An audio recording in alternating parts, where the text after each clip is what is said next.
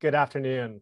On behalf of Baylor University, I want to welcome you to this conversation about the enduring importance of Dante's Divine Comedy and how we can read it well. My name is Matthew Anderson. I am one of the organizing team behind 100 Days of Dante. This has been a really exciting project for us to pull together, and we're definitely gratified by the enthusiasm that many of you have shown for it. We are launching this project on September 8th, which we're very excited about, and we'll have further details about what that will look like here coming soon. In the meantime, though, I'd love to ask you to continue to show that enthusiasm by telling your friends, bringing others into the fold, as it were, and helping us get the word out. As an undertaking, 100 Days of Dante would not have happened without the support of a great number of institutions, especially the Baylor University Honors College, who have been the lead partner. I'm very grateful to Dean Doug Henry, who's joining us today, for his support of the project. But we are also reliant upon the support of many other partner institutions, some of whom are represented today and others of whom will be represented as we go throughout the project. Those institutions include the Torrey Honors Institute, the Torrey Honors College at Biola University, the Templeton Honors College at Eastern University, the University of Dallas, Whitworth University, and Gonzaga University, and the Gonzaga and Florence program there. We've also received support for today's conversation from the MJ Murdock Charitable Trust, and I'm very grateful for their generosity in helping make this whole project happen. But to today's conversation, the matter at hand. I'm very pleased to have Biola University's Dr. Fred Sanders moderate this conversation. He is a former professor of mine and is someone who I admire a great deal, and it's an honor to have him participate. Also tremendously delighted to have Dean Doug Henry from the Baylor University Honors College, Dr. Jane Kim from Biola University Torrey Honors College, and my good friend, Dr. Brian Williams from the Templeton University Eastern, from the Templeton Honors College at Eastern University. I will not be belaboring our time together with long introductions. We're going to post the bios of our participants in the chat. And so if you would like to know more about them, that will be the place to look for them. I will note that there will be some time for questions and answers from the audience. So if you at any point have a question that you would like to ask, feel free to use the Q&A function at the bottom of your screen. We'll be collecting those. Unfortunately, we can't promise that all your questions will be answered, but we will take some of them. So we're delighted to have this conversation. And with that, I would like to turn it over to Dr. Fred Sanders and all of our panelists.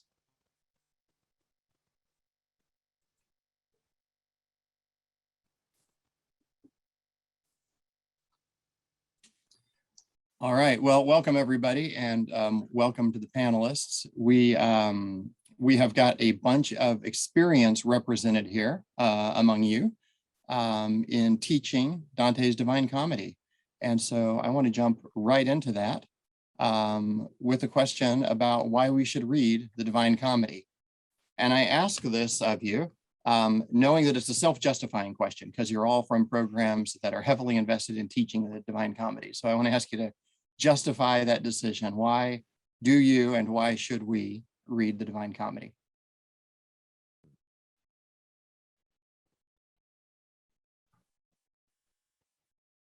Fred, I'll jump in first, but I don't want to be the first to answer all your questions. I want to hear what my colleagues say and make sure I can have calculatedly good responses. But I can be very down to earth in answering this question. We should, all of us, read the Divine Comedy because sooner or later, like Dante, we're going to encounter circumstances in which it seems life sucks and everything goes wrong. Not to put too fine a point on the matter. And when that happens, we, all of us, can be dragged down in desperation or despair, or we can throw a hand up and call for help and look for the assistance of a wise and thoughtful friend and guide. Or we can call out for divine grace and hope that that help is there and that we avail ourselves of it. And so I can think very practically about the capacious, universal draw of this text. We should read it because it will help us when life goes wrong. That's not all, of course. It also helps us set our sights on heaven. It helps us think about the highest ends of life. It helps us think about what happiness and flourishing look like, both individually and corporately. All those things I think are worthy of acknowledging. I can, with the best of them, go on a professorial rant here about the best which has been thought and said, and it's great literature and all those things, and they are true. But at the end of the day, we should read it because it'll make our lives better.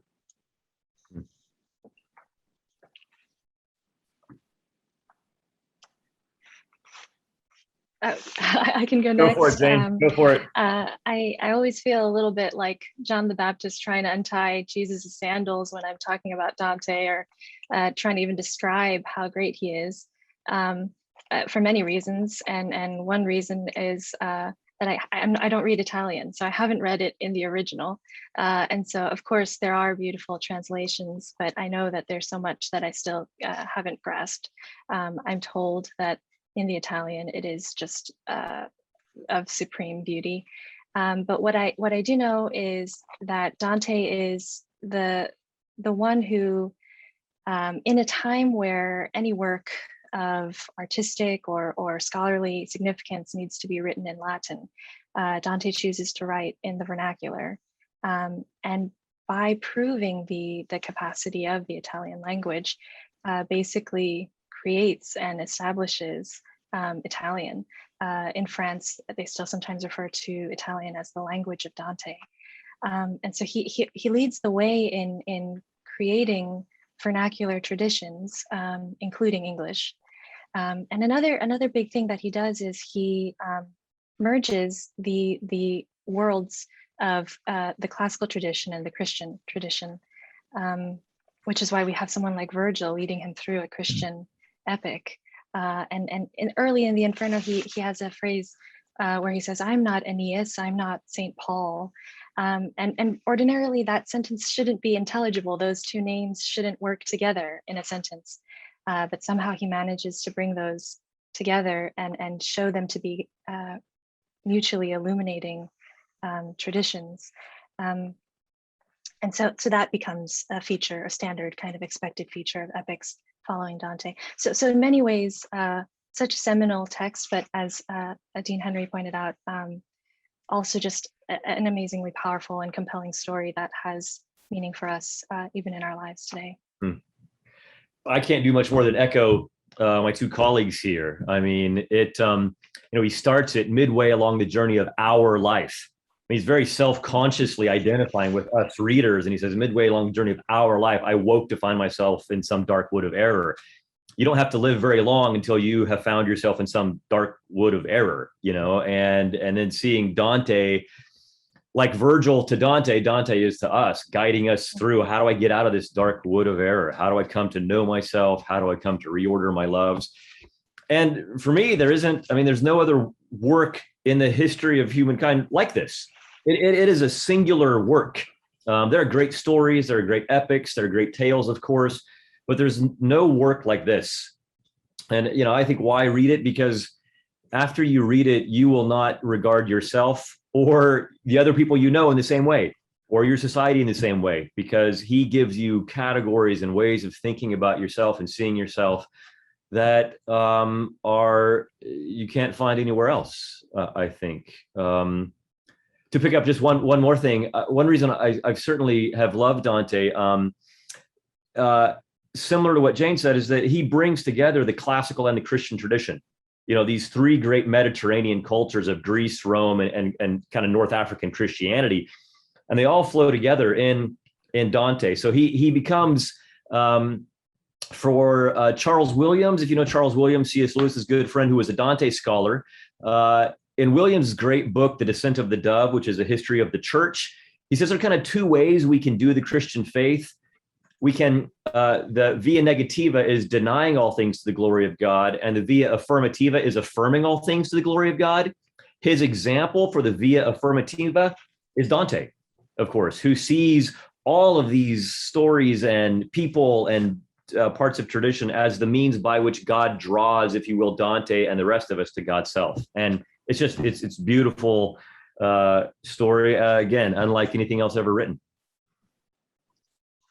Great, thank you. And I don't want to say these were predictable answers, but they really land us right in that zone of transformation, of student thought, of formation in Christian character, which is exactly the answer I would expect, right? That this is a practical thing. So much of our work in honors colleges, reading this with young people is going to be geared that way and pick up those elements in Dante. So exactly the right note to start on.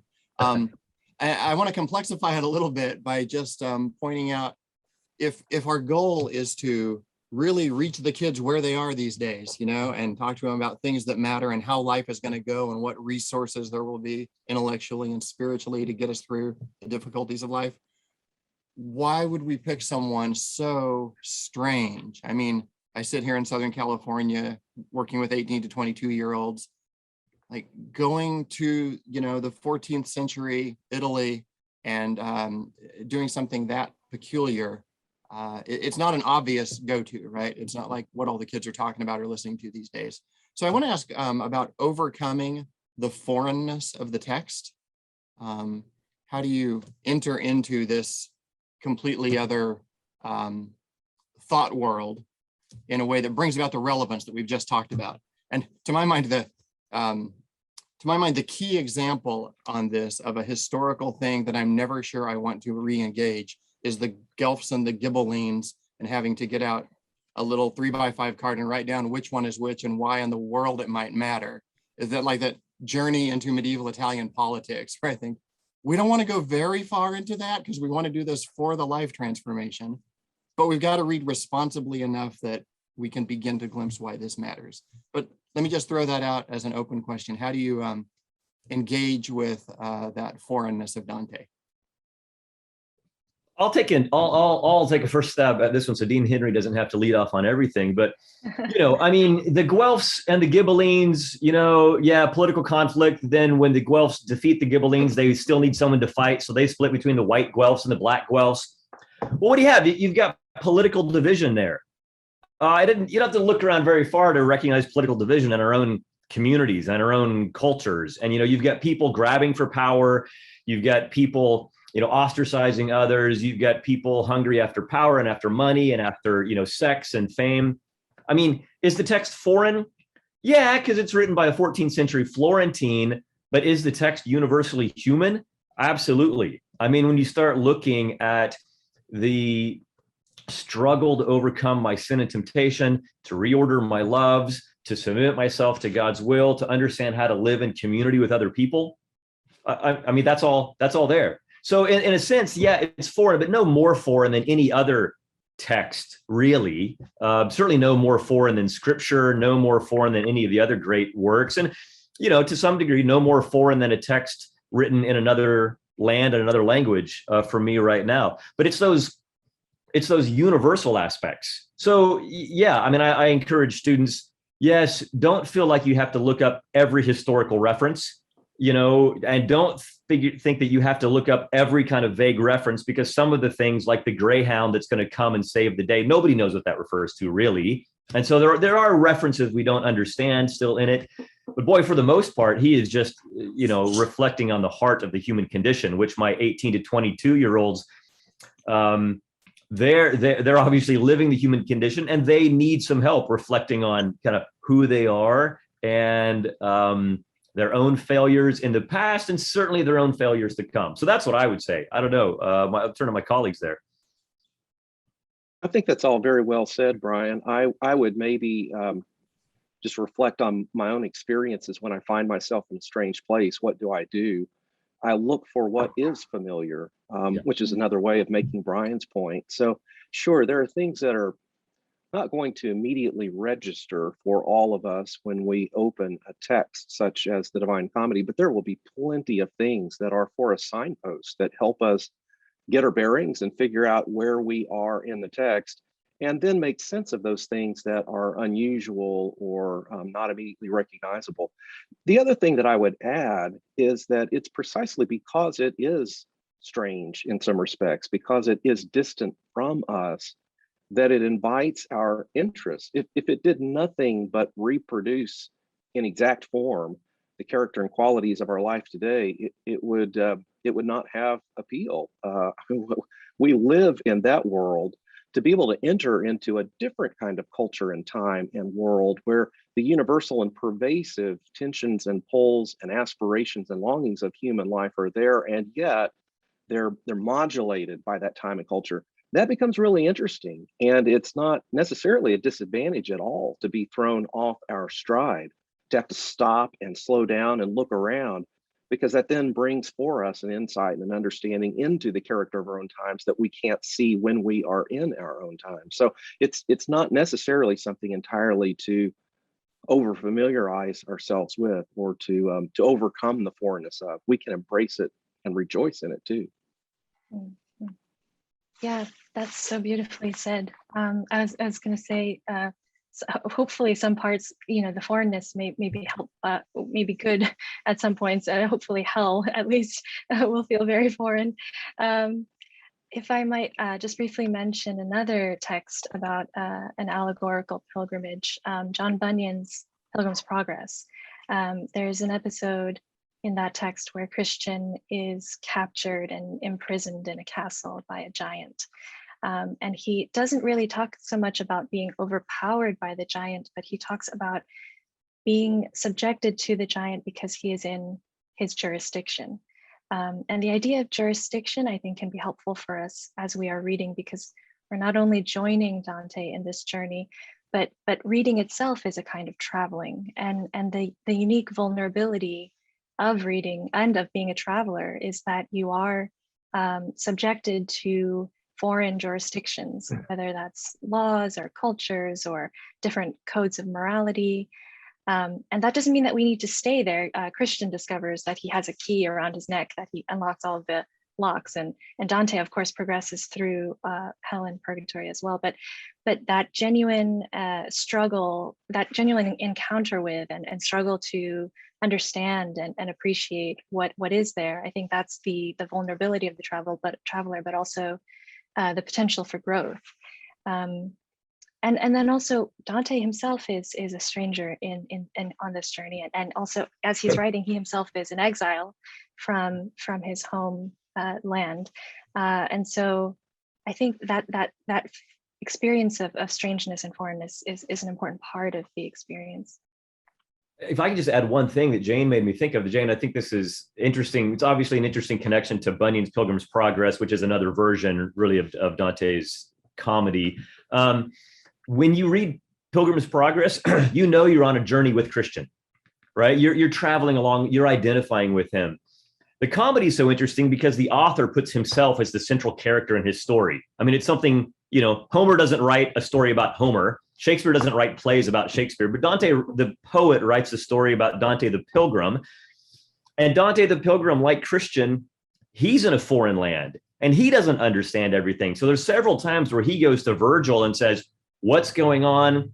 Virgil explains it to him. And then Virgil will say some version of, "Do you understand now?" Dante the Pilgrim says, "Can you try again?" And then Virgil's like, all right, let me try again. I mean, that happens over and over again where Dante the Pilgrim confesses his own kind of confusion and lostness. So it's very easy to identify with him, like I think we do Christian in Pilgrim's Progress, as we journey along with him, not understanding everything, but still making progress and understanding as much as we can. So I think that's okay. And I think it's what he models for us.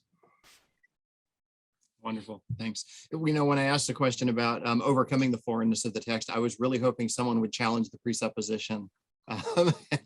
And you certainly did, that the foreignness of it is a value add. It's a feature, not a bug, of the invitation to encounter this great mind. So speaking of encountering this great mind, I want to do testimony time here. I want you to think back to your first meeting with Dante. When was the first time you read it, or read it meaningfully? And how did this become a thing for you? And I think, Jane, since we're taking turns starting out, I'm going to go ahead. It's my turn to go first. Yeah. I first read Dante as a grad student. My area is British literature, and I came to Dante by way of the Romantic poets, who were part of this generation that were involved in bringing about a revival of interest in Dante.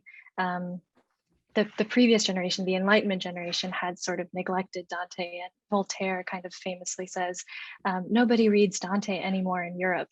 And then the Romantics are the ones who kind of rediscover him and bring about, for a number of reasons and in a number of ways, but they kind of produce this Dante mania and this kind of myth of Dante the hero and Dante the poet, which I think is kind of an enduring legacy that we have received today.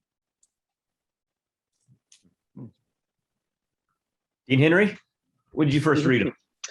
I read part of the Divine Comedy for the first time as a sophomore in college in a Western civilization course. It was an integrated history and literature course. So the staple of the second year of the college experience where I went, Oklahoma Baptist University, and 6-hour course, fall and spring semester. I remember clearly being just in awe of this great work. I also remember not knowing how far I fell short of the greatness of the work. I mean, on the one hand, you recognize this is really important stuff, but you know, when you're 18 or 19 years old, even that recognition comes with a lack. And I also retrospectively understand that my professors in that class made, I'm sure, very reasonable choices governed by a desire to cover a certain amount of material to only introduce us to the Inferno. And so it wasn't really until my early 30s that I read the rest of the Divine Comedy, the Purgatorio and the Paradiso, almost midway through our life's journey, as it were. I found myself looking to get out of the dark woods, maybe, and climb the mountain and see the sights of heaven. So I encountered the poem, with this interruption over a span of, a dozen or more years. And, I've never been the same since. I can't say that about my first reading as a college sophomore, but since that later encounter, my life has been immeasurably enriched. And I think often about lessons I have learned from that text, about scenes that come to mind, about ways in which I can identify, describe, name certain sorts of things in my life. And so the first reading was important because it introduced me to what's become a lifelong endeavor at making sense, not just of the poem, but of all of life. And that ends up being its whole scope. Boy, if I can just pick up on that last point, I mean, it's so, my experience has been that there's no other text other than scripture that does what the comedy does for me, which every time I read it and lecture on it, I'm a different person. And so a different piece of the text will hit me in a different way. And I always see more that's there. And, because you think, okay, well, I've read it however many dozen times, 24 times, but every single time it's fresh because I'm different. I'm asking different questions. I'm in a different place of life. My first time reading it, I have to admit, in high school, I had a poster up on my wall from a band that I liked called Joy Division. And the image on this band poster was of the giant Antaeus lowering Virgil and Dante to the center part of hell. And it was one of Gustave Doré's, images. And so I lived with that for several years on my wall, kind of knowing kind of what it was, but not really.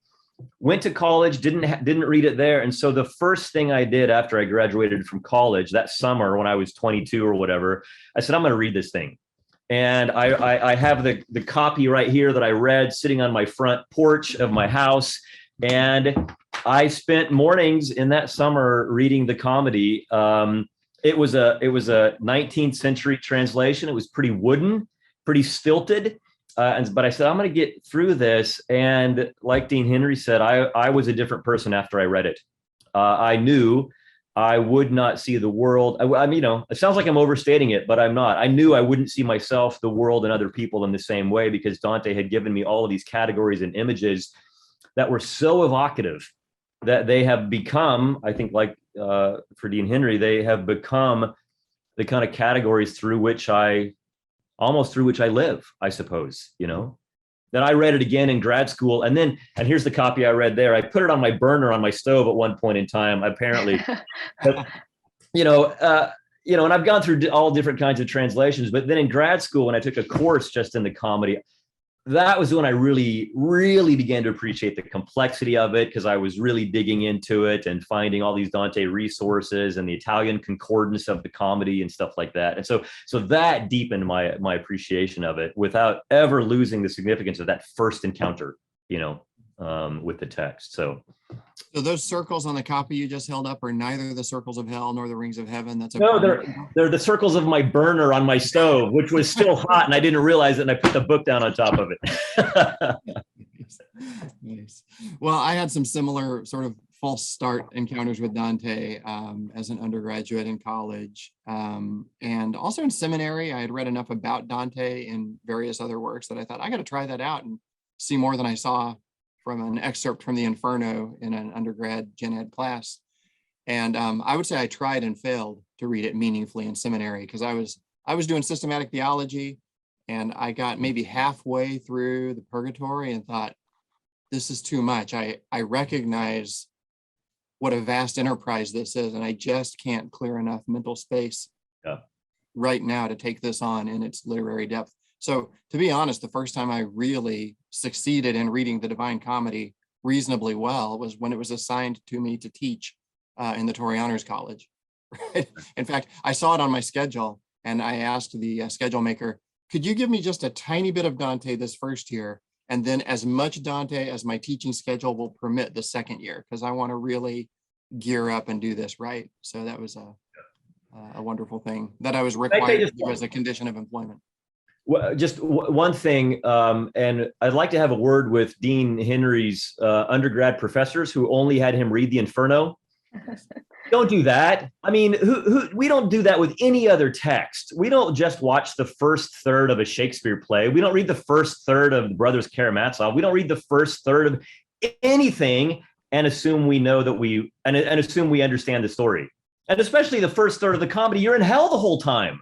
And so that is not Dante's vision. That is not where Dante wants to keep you. That's not where he wants you to stay. He was trying to get you to paradise. And so if you're a teacher out there, find a way to take your students through the rest of the poem. Get them, dip them into Purgatorio, dip them into Paradiso. I used to do it with 16-year-olds in Kansas, and we got through. And I always blanch if somebody tells me either they left themselves or their students in hell. I think you have not understood the comedy, and you've done yourself and them a disservice. So, all right, just wanted to get that out there. No, that's good. It's a hard task. If only there were a set of easy online videos that you could watch to sort of like.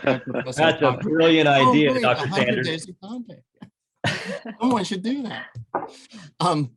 I want to turn, while we're drawing on the collective experience here of the panel, I want to turn to classroom experiences and ask about great moments, breakthrough moments that students have had in encountering Dante in your classrooms and in your programs.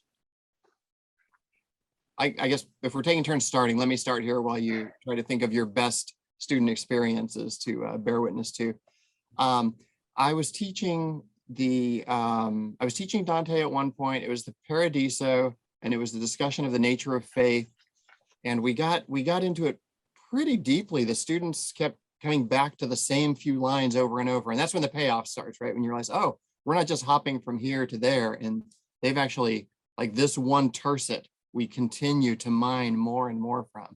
And as it just kept expanding, we realized it required sort of an understanding of Thomas Aquinas, which fortunately we had sort of put in place already before getting to Dante, that it understood a pretty profound reading of the book of Hebrews, and that it was doing some stuff with Old Testament work.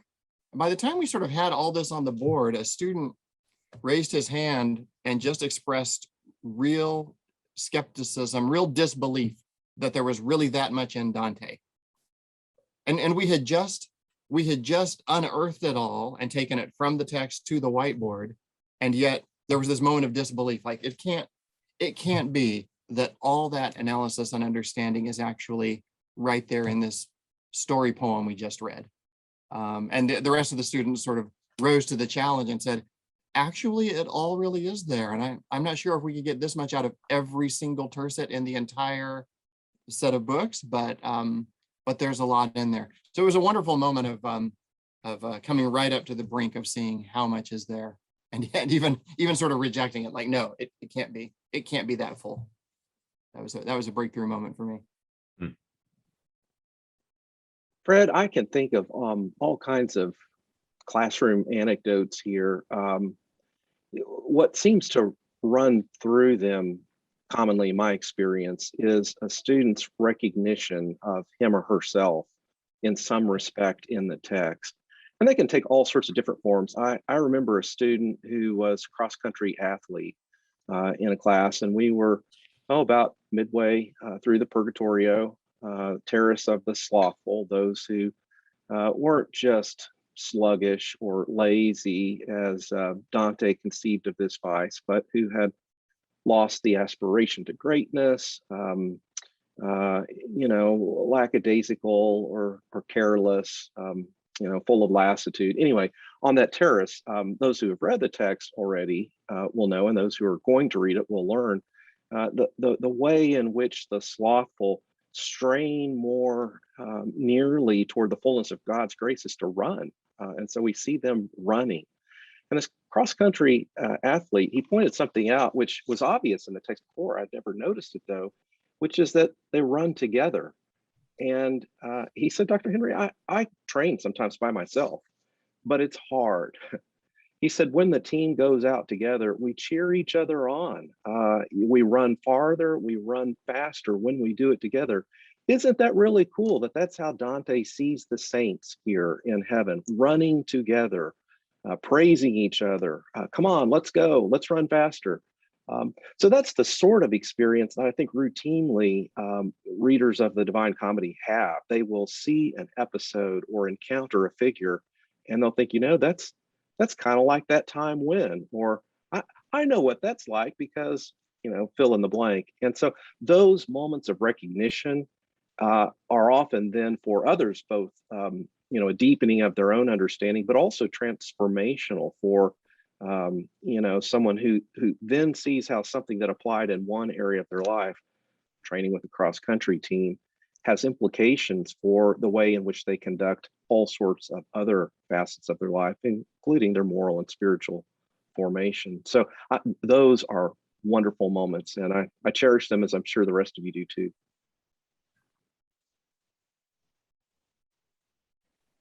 Yeah, a sort of breakthrough moment I had that a student helped me with years ago. I always remember this moment. A student came in and kind of dismissively, at least I thought, we had just gotten through a bit of the Inferno, and he says, "Oh, this is basically fan fiction.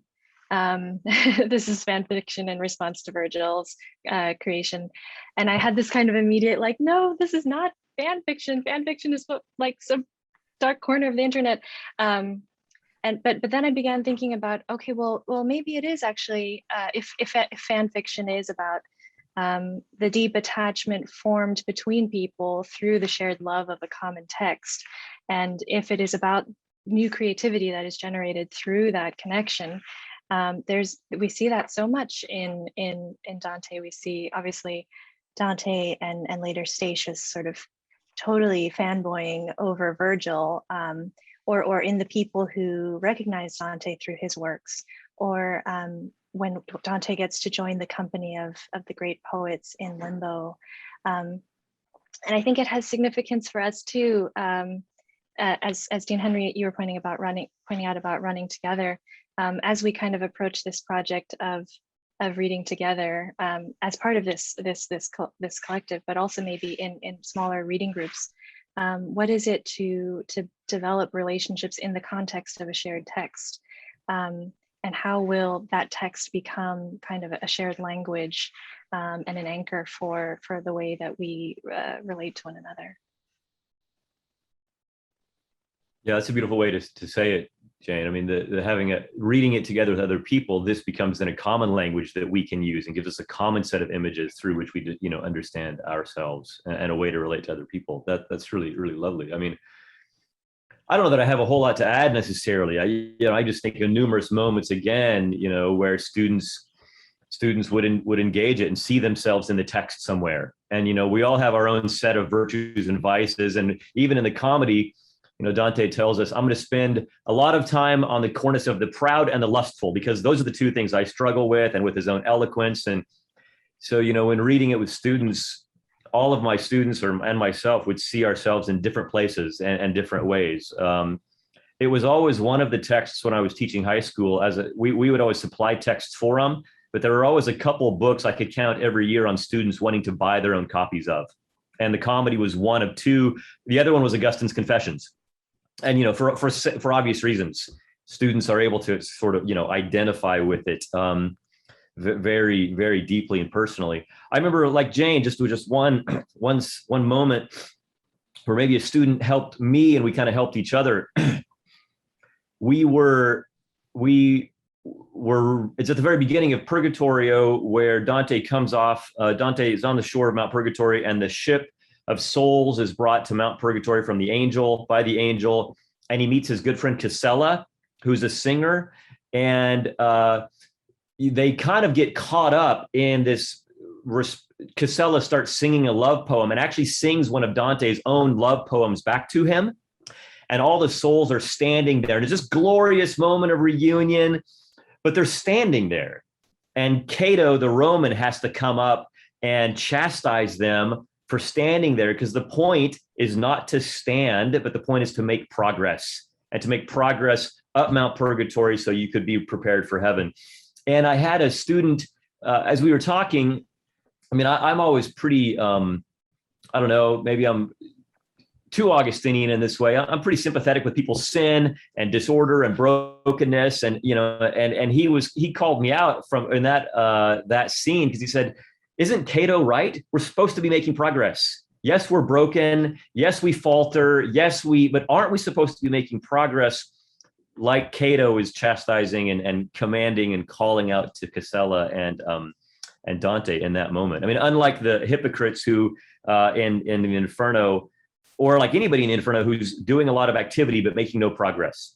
Anyway, that was a really beautiful moment for me and the student, and that kind of opened up a great conversation about the kind of progress we're supposed to make, even despite our brokenness. And it was that scene on the shore that opened up that conversation for us. Thanks. Well, we are getting a number of questions in the Q&A, and I'd like to go ahead and set aside some time to get to those. So one that's coming up quite a bit is people want recommendations for a translation. And I can say that the 100 Days of Dante project is not officially endorsing or mandating any particular translation. So there's no official, programmatic answer to that. So really, I want to kind of throw this open to recommendations for best translations, favorite translations. How do you engage this in English? I always tell people it's a little bit like scripture. Like, what's the best translation of the New Testament?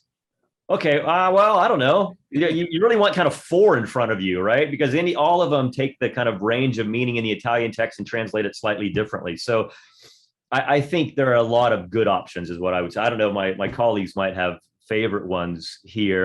The ones I always taught from Mark Musa's translation in the Portable Dante. Mark Musa, he's got a 6-volume hardcover set, but you can also get it in the Portable Dante for pretty inexpensive. So I like Musa's. I like Alan Mandelbaum's.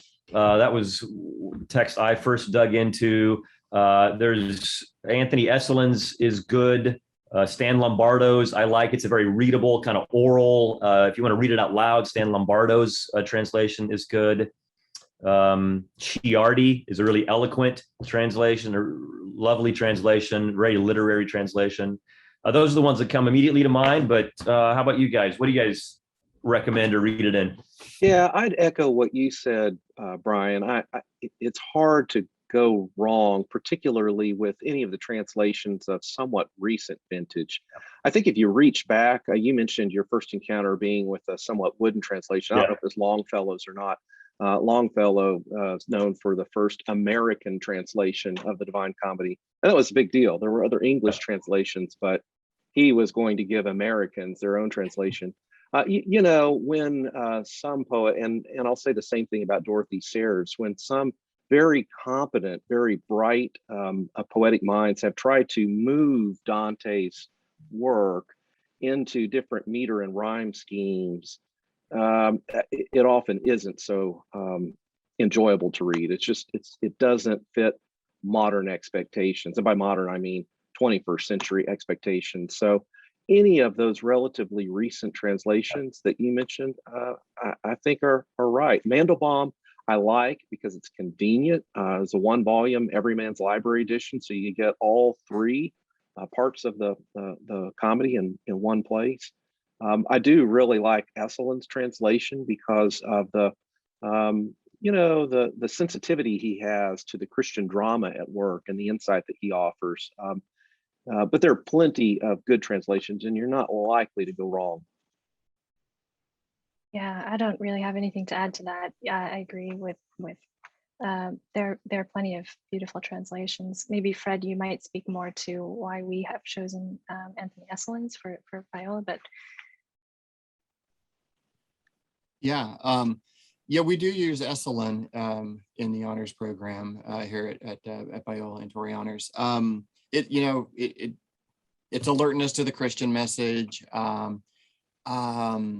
The way it really just gives you the text itself. For a long time, we used Sayers, and we loved Sayers. Reading Sayers, Dante is it kind of cheats in a whole book by Dorothy Sayers as a bonus text in the program, and I really think that's why it stayed so long. It's got a good narrative flow, but it's just got the apparatus is so intrusive, and some of the translation choices just like leave out images that are there, add images that aren't there. It just became something. We love Dorothy Sayers, but it would be better to just go read some Dorothy Sayers than to have her interposed between us and Dante all the time.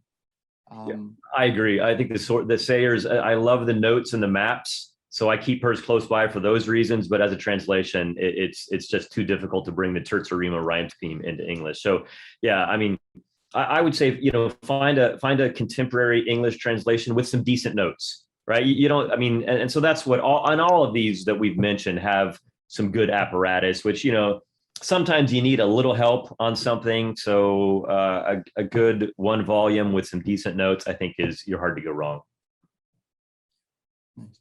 It is, if you're comfortable moving around, if you can't read Italian, but you're comfortable moving around in some Romance languages generally, Esselin is so great to have the Italian on the left page, just looking at you, because without having a license and doing that kind of thing, I can look over and solve all kinds of problems to my own satisfaction by seeing which Italian word is being used. And that's fine. And if you have any Latin, I mean, the facing page translation is nice. If you don't have the Italian, even if you have Latin, and sometimes it's just nice to see the original language over there and to, kind of look and kind of try to figure it out as best you can. So, if you want to invest in that, a facing page translation, I think is even better. So Esselin does that, right? I mean, I've got it. Yeah, that's right. Yeah, the one thing I'd add here, I think everything that's been said is right. It is possible to deprive yourself of enjoyment of the text, especially on a first reading, by getting too caught up in notes and maps and secondary sources. So my encouragement really for a first reading is, at the very least, to read straight through one of the cantos. They're none of them very long, 15 minutes, and you can read the whole thing. And don't be delayed by flipping to the back and seeing what that footnote means, and then coming back to the text and trying to get back into the narrative. Just enjoy the story. And there'll be things that you don't get, and that's okay. In 15 minutes, you can track them down and try to make sense of it if you want. But by the time you get to the end of the canto, you may just want to stop and think and reflect and savor it. And that is perfectly fine.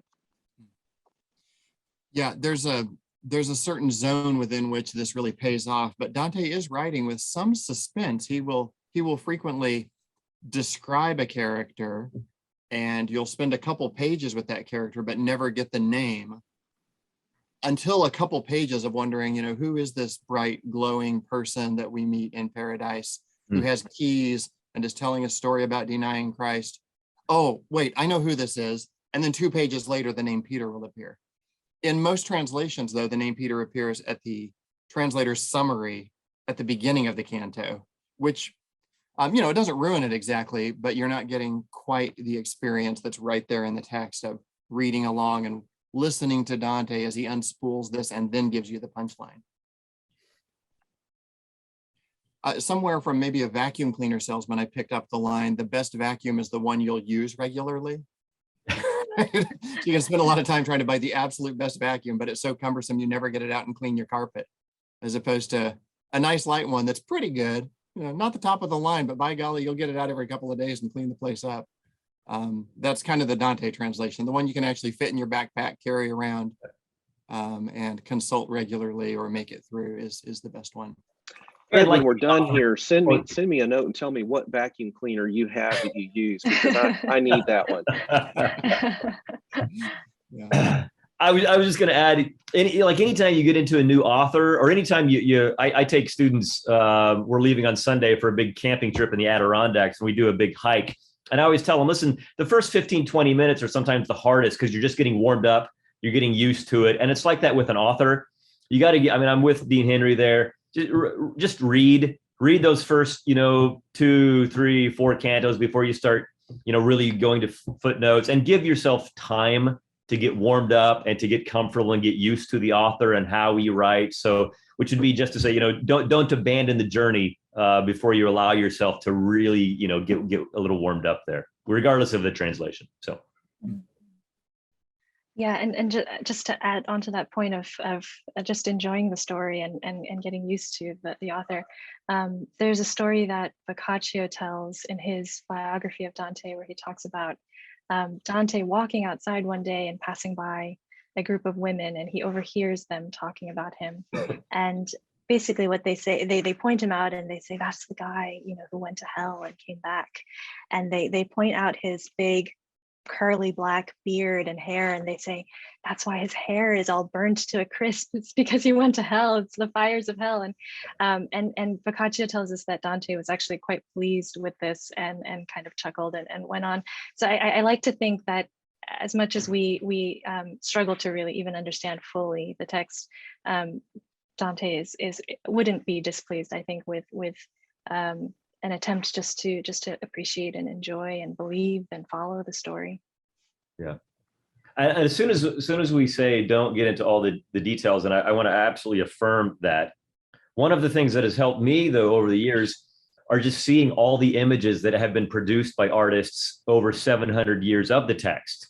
And so there's some, several great websites that kind of bring a lot of these together. Dante Worlds, I think, which from UT Austin does this, but just, and Gustave Doré, and there's, Salvador Dali has 100 illustrations, one for each canto. Some of them I love, some of them, they're a little too Salvador Dali for me. But, all of these together, sometimes they open up the text for me, because Dante is a poet of images.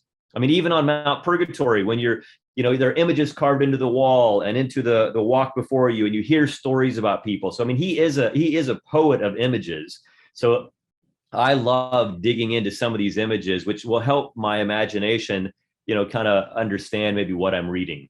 So, that I think that's a good practice. And when I teach the comedy, it's a picture show, just because there's so much to look at. So if we're on a particular canto, I'll, go through a number of slides of images that have been, drawn from that canto. So that can be a help for some people, and kind of another fascinating way into this great story.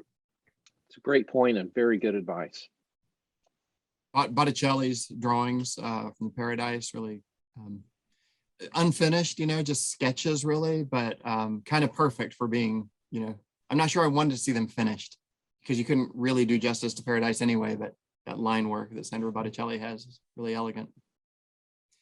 We have a couple of questions in the Q&A section on sort of approaching Dante from the outside. And I think in two senses that's coming up. One is the question about what's in Dante for a non-Christian reader. Is it so theological and spiritual that this really is for Christian readers? I want to put that off for just a second and ask a more precise question, which is, this is very Catholic in the sense of Roman Catholic, in the sense of we're reading about purgatory. What about Protestant readers approaching this apparently Catholic text? What advice can you give for those readers? Question comes up every time I teach the comedy. Protestant students, particularly those, of my background, low church Baptist, as it were, often have the question, these are my students, I don't believe in purgatory. And a whole bunch of this poem, it's called Purgatory. Why should I read this? Does it have anything for me? The point that I make here, and of course, there are all sorts of debates intra-denominationally within all of the communions about how to make sense of certain doctrines, teachings, this one included. But, the point I always begin with is that the middle part of the poem, the Purgatorio, which maybe Protestants think of as paradigmatically Catholic. And there are all sorts of things from the Reformation and disputes over it that are bound up together. It is the one part of Dante's poem that is set up on the face of the earth. The Inferno is beneath the earth. The Paradiso is in the heavens. The Purgatorio is the part of the poem that is upon the face of the earth, where we walk, where we tread, where we are in the company of others. It's the part that is most relevant in some respects, because those of my evangelical students who think about sanctification as an important moment in the progress they make in Christian discipleship, that's what that part of the poem's about. And so you don't have to sign on a dotted line and say, I believe in X, in order to benefit from thinking about the deleterious effects of pride and envy and wrath and sloth and so forth, and the corrective measures to those things that, if any of us are serious about moral formation and progress in faith, will be concerned with. So there's a lot more to say, but I'll stop there as maybe a first pass at the question.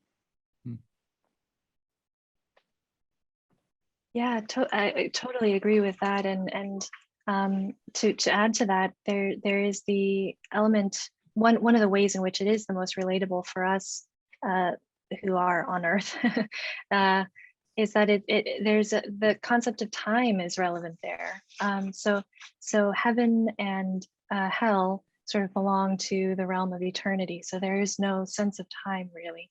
But in purgatory, there's constantly, hurry up, it's getting dark, we can only travel in the day. How long have you been here? How much longer do you have to be here?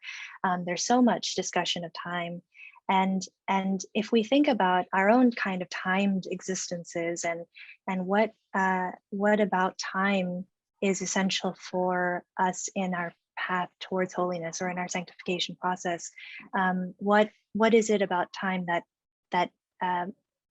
what does it achieve or help us to achieve in our process of working out our salvation? I think that is such a wonderful question to look at in purgatory. Yeah, I couldn't agree more with both of those responses. I mean, it also strikes me that, I can only just kind of say what they've said in my own way, that the people on Mount Purgatory are the people that we identify with in our own journey right now. And the souls on Mount Purgatory, they pray for the church back on earth. It's the one place, it's really fascinating, in sort of the prayer of the proud, the Lord's Prayer that the proud pray, they pray for those still on earth. So there's a really obvious connection for Dante between what we're going through and what the souls of Mount Purgatory are going through. And they're the ones that live in hope, because of the three spheres, Mount Purgatory is eventually going to be empty, because everybody there is going to make it into paradise. And that's our hope. And as they journey in formation, we try to journey in formation in the same way. And so, I think it's actually Mount Purgatory that, Catholic or Protestant, we can identify with those souls in that part of the poem, probably maybe even more so than the other two parts. And I tell them too that Dante, I don't thinks this is what purgatory is like. That's not what he's trying to do. He's not trying to tell you I think purgatory is exactly like this, right? He's offering you a kind of theological, moral topography, if you will, and helping you understand your own soul more than he's trying to give you a vision of what he actually thinks purgatory is going to be like. But that, again, that's a question we all face anytime we teach this to Protestant students, for sure. Hey, two other quick thoughts, and this is to step back sort of to the larger question of the Catholicity of the text. It, of course, was written before the Reformation, so it can't help but be part of the common heritage of all Christians. There is not the rupture in the Western Church that 2 centuries later will emerge. And so, Right. some of our categories, Protestant Catholic, are simply not applicable to Dante's age.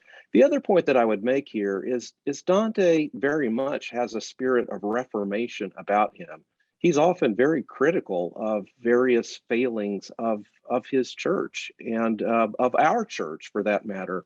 And that willingness to be honest, to tell the truth, to point to lapses, to lament them, to sorrow over the brokenness and the failures that we encounter both personally and corporately within the church.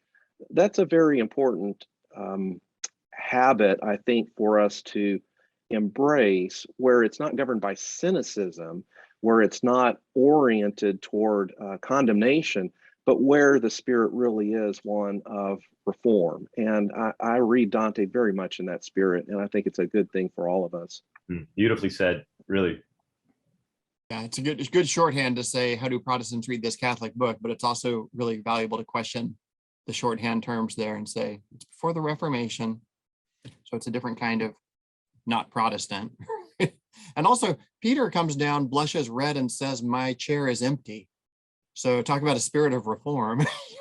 He has definitely got a critique for some problems in the medieval church. I'm skimming through. We've got a bunch of excellent questions, and I think I can. Oh, I'm sorry. We didn't come back to what I promised we'd come back to, which is the broader question of what's in this for non-Christian readers. Is the work just so thickly Christian that it doesn't have anything to offer those who are reading it from outside? No. Yeah.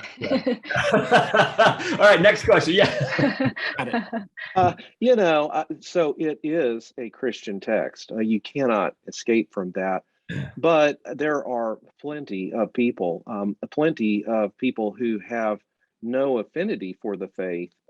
Plenty of people who teach this text in great universities that are long ago secularized, but who see it as perennially important for students to encounter of all ages, because it is so universal in scope, because it is so gripping in its vision of both human failing and possibility, the ignominious ways in which we can engage in self-destructive behavior as individual people and as whole societies, and the resources and strategies, the hopes, the gifts and graces that are needed to knit us back together as persons and as cities, as nations. There is something there for everybody. It is possible. I don't recommend it, but it's possible to read the text and leave aside all of the significant theological and spiritually edifying aspects of the text, to read it as a political text. That has been done. I think you missed something. Of course, the other thing's true as well. If you read it merely as a spiritually edifying text and forget about the history and culture and politics and so forth, you're missing something too. So there's enough there that everyone can find themselves in the text and benefit from reading it. Yeah, it's interesting because at the time that Dante is writing, I think people were asking the opposite question of, is there anything of value in pagan and classical poetry for Christian audiences? And Dante's answer is yes, which is why he has Virgil be the guide, right? And we in Purgatory, we meet a poet named Statius who runs up to Virgil and says, you helped me to become a Christian, and how is that possible when Virgil himself was not a Christian and was not seeking to influence anyone in that way? And there's this beautiful image that Statius gives us of, he says, Virgil, you are basically someone who holds a torch behind his back and lights the way for people behind him, even though you yourself were not benefiting from that illumination. And I love that idea of, so if Christians through Dante are recognizing kind of the wisdom of the ancients, and the common truths that we can appreciate together, then surely Dante has something of deep meaning to say for all audiences, I think. Great. We're in pretty much our last 5 minutes here, and I'm kind of gathering together a lot of questions that have come up. They basically come down to asking for reading tips, tricks, key ideas to bear in mind, live questions that'll sort of help you get through the comedy. So I'd kind of like to do an omnibus question here and just ask for tips on reading through. Ideally, this webinar event we're having is sort of a kickoff for people who are going to do the 100 Days of Dante. And so they were facing down the task of reading the text. I want to start with one sub question within that that's come up is people want to know the background reading appropriate for reading Dante. Treating that as a tip to reading Dante. What should you have already read before you read Dante? It's kind of a difficult question because the answer is everything and anything you possibly can, right? You should master the Bible, read a lot of Boethius, understand what he's doing with his classical heritage. Gonna really want some Aquinas, but Bonaventure will also help. It's sort of an endless list, like enroll in a great books program and do it twice, and then you'll be ready to read Dante. Homer, Virgil, Augustine, right? I mean, you can go down the list that are helpful, that are helpful. But like Dean Henry said, you can read it on so many different layers. You can read it just for what it says about poetry, just about politics, about theology, about, culture. So yeah, anything and everything helps that was written before 1300, because anybody and everybody who lived before 1300 might be there. So, I mean, I don't know what you guys would say as far as like pre-reading. I mean, that's tough. I mean, yeah, all of those help. And having given that sort of despair-producing answer, I also want to say you can start pretty cold. We in Torrey Honors College, we've read it both in the sophomore year where students feel like I did my Plato, my Aristotle, my Homer, my Aquinas. I'm ready for this. I can get it. But we've also done it freshman fall where students show up to college. We chuck them into Dante and spend 3 weeks at it as a community. And there's a motto in Great Books Education. I think this goes back to the Columbia group of people who did this exercise. The motto is, it's never about what students should get from the text. It's always about what they can get from the text. It's a slight overstatement because, of course, there is relevant background that you need to be correct about. But it really is student and text. What can the student get from what's in front of them? And I think one of the reasons Dante is just such a permanent, great feature of this kind of education is students at all kinds of levels can get a lot from the text. I'd be hesitant to list out too much pre-reading for that reason, because I think you can get bogged down in a lot of pre-reading and never get to the actual text itself. And so I would think anybody coming to the text probably already knows enough to dive in to the text. And that's why you have notes, because even if you've read Aquinas, well, it's what section of Aquinas is relevant here. So one thing that I think would be helpful to know for people is the concept of contrapasso, just as a reading aid. So contrapasso, literally means against the passions, but it's kind of this principle that Dante uses for why people in hell are experiencing the kind of punishment they are, why people in purgatory are undergoing the experiences they are, and then why people in paradise are exactly where they are. And it's kind of the idea that the punishment fits the crime, or, so in hell, it's, the hypocrites are wearing these cloaks that are dazzling on the outside, but leaden on the inside. And so they can make no progress because they're so heavy. And you're like, oh, that's what it means to be a hypocrite. You look good on the outside, but you make no actual spiritual progress. Or the lustful are blown about in a dark storm where like every puff of wind pushes them one direction. And it's like every little bit of flesh that somebody who's lustful sees could send them off in the lustful. So that's a helpful thing to know, that that's what he's doing in hell. In purgatory, that works out. For instance, like the proud, they bear great weights on their back, which force them to adopt the posture of the penitent or the humble one. And same all through Paradise. And so that idea of contrapasso, that I think helps, is a kind of framing question or framing category that I think would be helpful for people just coming into it.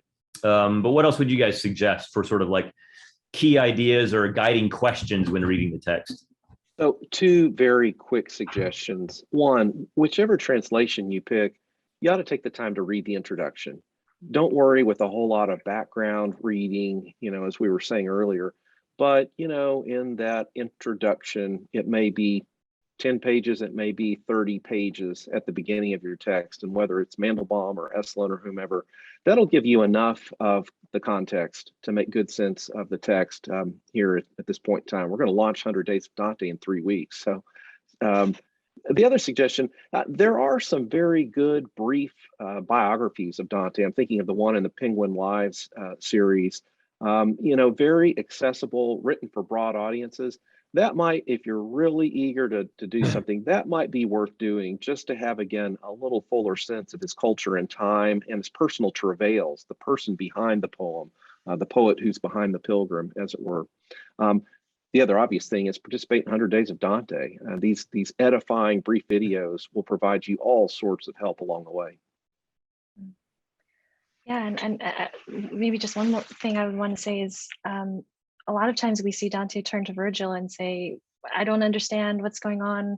And many times Virgil's answer is just kind of, be brave, and we have to keep moving. Beatrice is waiting, and so I think sometimes it is just about holding your nerve and persevering and knowing that we're moving towards heaven and towards the face of God. So just keep going. Great. Well, we are at the end of our time here, so I do want to point people to the 100 Days of Dante website and the email subscription there and the social media feeds. A number of things that have come up in the questions that we haven't been able to get to, including a written list of these translations, the translators, and how to spell their names and where to find those things. I know it's hard to follow when we're just saying them here in webinar format. Those things are all available. And of course, as Dean Henry pointed out, this is a launch event for the 100 Days of Dante project, which is all about providing tips and questions and orienting ideas by way of these brief videos by a range of experts. So with that, I'm going to bring this to a close. Thanks everybody for watching. Thank you to our esteemed panelists, and thanks to the organizers of 100 Days of Dante. Thanks, everyone. Thanks. Bye-bye. Thank you.